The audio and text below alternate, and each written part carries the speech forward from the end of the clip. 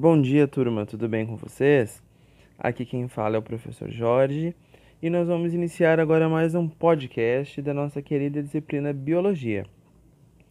No nosso vídeo de hoje, eu vou corrigir com vocês duas questões de biologia, do assunto que nós estamos trabalhando, que são os animais invertebrados, que caem em Enem, que caem constantemente em vestibular. Então nós vamos fazer essas duas questões com vocês e eu vou dar um tempinho aí para vocês, pensarem referente às aulas que a gente já teve, qual seria a resposta e eu logo corrijo com vocês. Combinado, gente? Então vamos lá para a primeira questão. Leiam com atenção essa questão que eu vou colocar aí na tela. A questão é sobre os poríferos e a pergunta é: a reprodução dos poríferos pode ocorrer de maneira assexuada ou sexuada. Em um dos tipos da reprodução assexuada, ocorre a formação de uma expansão que dará origem a outra esponja, que poderá se desprender ou não. A esse tipo de reprodução damos o nome de: opção A, gemulação; opção B, brotamento; C, regeneração; D, desenvolvimento direto; E, desenvolvimento indireto. Agora vai uns segundinhos aí para vocês pensarem qual seria a resposta de acordo com as aulas e com o vídeo que eu mandei para vocês semana passada. Vamos lá, turma, vamos pensar aí qual seria a opção correta.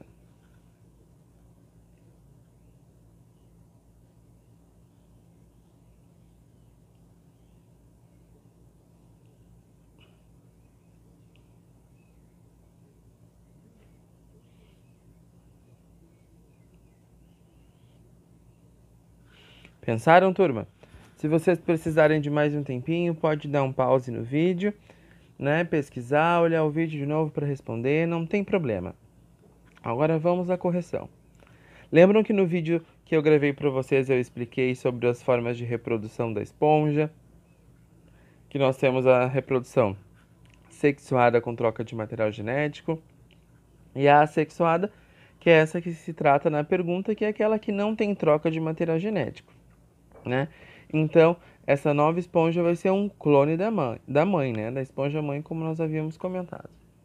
Lembram que eu comentei com vocês sobre a gemulação, que são aquelas esponjas, de água doce que elas formam uma espécie de gêmula quando tem pouca água, e quando elas detectam que a água voltou a subir, elas vão liberar essa gêmula? Lembram?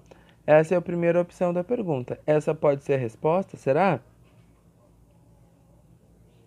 Não, porque ali, no enunciado está nos dizendo que ela pode se desprender ou não da esponja. E a gemulação, ela não vai se desprender, ela não é fixa a uma outra esponja. Então a gente já pode eliminar essa questão. A opção B, brotamento.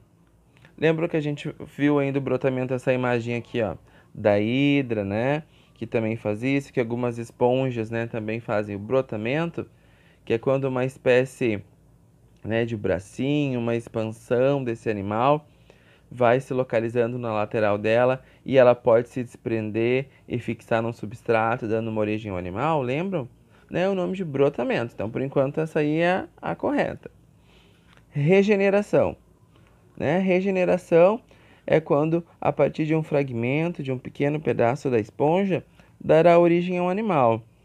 Mas também a regeneração não vai se desprender, não vai se fixar. Então, essa podemos descartar também. Desenvolvimento direto e indireto, no desenvolvimento direto e indireto é aquela que tem fase larval, ou que o filhote já nasce parecido com a aparência do pai e da mãe, não vai ter desenvolvimento de larva, de pupa, que nem acontece nos insetos. Então a gente pode descartar também a opção D e E. Então qual opção sobrou? A B.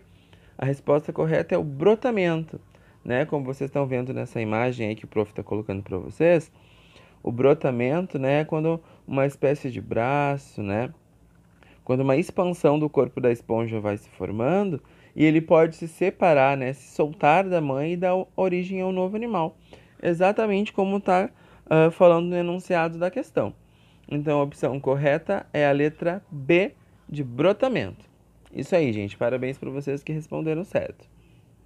Agora nós vamos para uma questão, né, do outro filo que nós vimos também, que é o filo dos quinidários, né?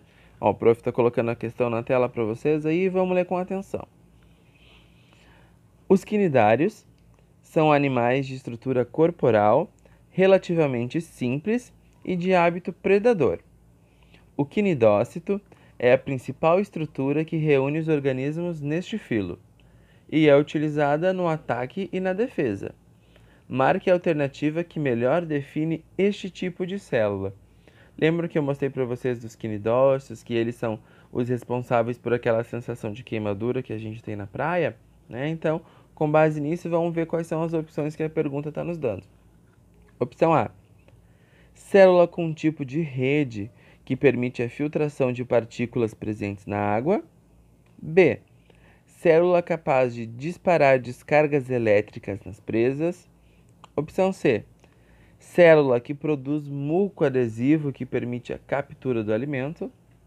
D: célula que contém uma cápsula cheia de líquido urticante e um filamento brotátil.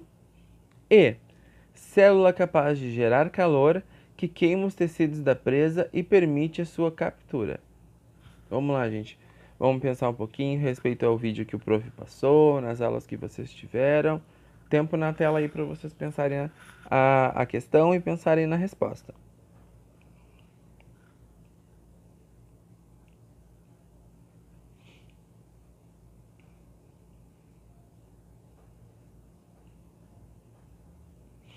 Pensaram?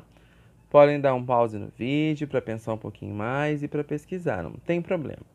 Agora vamos corrigir a questão, né? Com base no vídeo que nós assistimos, nas aulas que nós tivemos, vamos ver as nossas opções. A: é uma célula com tipo de rede que permite a filtração de partículas presentes na água?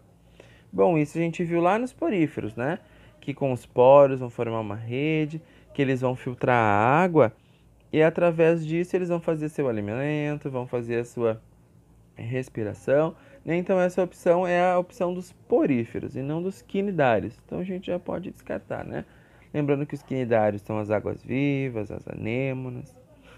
Opção B: célula capaz de disparar descargas elétricas nas presas, né? Também não. Nós vimos que as águas-vivas, que os animais desse filo, né, não têm essa capacidade. Letra C: célula que produz mucoadesivo que permite a captura do alimento, né? O coanócito, né, ele tem aquela espécie de veneno no interior dele, lembra que eu falei para vocês? E que ele lança uma espécie de agulha assim na presa para lançar o veneno, que causa a sensação de queimação, né? Então não, o coanócito, né, não produz um muco, então a gente descarta essa opção também. Letra D: célula que contém uma cápsula cheia de líquido urticante e um filamento protátil. Bom, essa aí tá certa, né? Tudo que ele falou tá correto. Vamos dar uma olhadinha na E. Célula capaz de gerar calor que queima os tecidos da presa e permite a sua captura. Não, né? O quinidócito, desculpa, não vai gerar calor. Então a opção correta é a D, né? Que eu mostrei nessa imagem para vocês aqui.